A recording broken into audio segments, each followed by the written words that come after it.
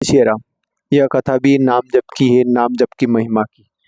एक वेश्या परिवार की एक वृद्ध माता जी थी जो कि खूब नाम जप करती थी। एक बार उनके पास उनके गांव में एक महाराज जी का आने का आगमन हुआ। महाराज जी बहुत दूर तक आए। महाराज जी जब उनके द्वार पर आए तो वहां देखा कि पहले से ही फूल बिछे हुए हैं, स्वागत के लिए दीप मालाएं सजी हुई है, रंगोली सजी हुई है। यह देखकर वृद्ध महात्मा जी बहुत प्रसन्न हुए। उन्होंने कहा कि मेरे आने का किसी को भी पता नहीं था, तो यहाँ पर इतना कैसे स्वागत किसके लिए हो रहा है। कुछ बच्चों से पूछा यह स्वागत किसका हो रहा है यहाँ पर। बच्चों ने कहा महाराज जी यह स्वागत तो आपका ही हो रहा है। महाराज जी अचंभित रह गए। उन्होंने सोचा कि मेरे आने का आगमन इनको कैसे पता चला। बच्चों से फिर से वही सवाल पूछा कि बच्चों बताओ आपको किसने बताया कि मैं आ रहा हूँ आज यहाँ पर।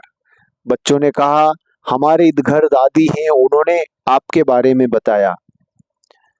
महाराज जी ने देखा कि दादी को किसने बताया, तो बच्चों ने कहा आप खुद दादी से जाकर पूछ लीजिए।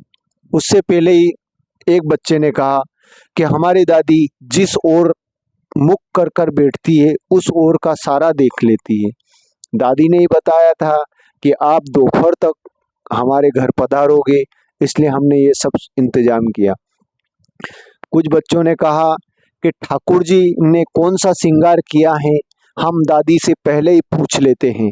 दादी उसी रंग के कपड़े, उसी मोर मुकुट को पहले से ही बता देती है। हम जाकर मंदिर में ठाकुर जी को देखते हैं तो देखते हैं कि वही कपड़े, वही श्रृंगार, वही ऐसा के ऐसा ही सजा हुआ है।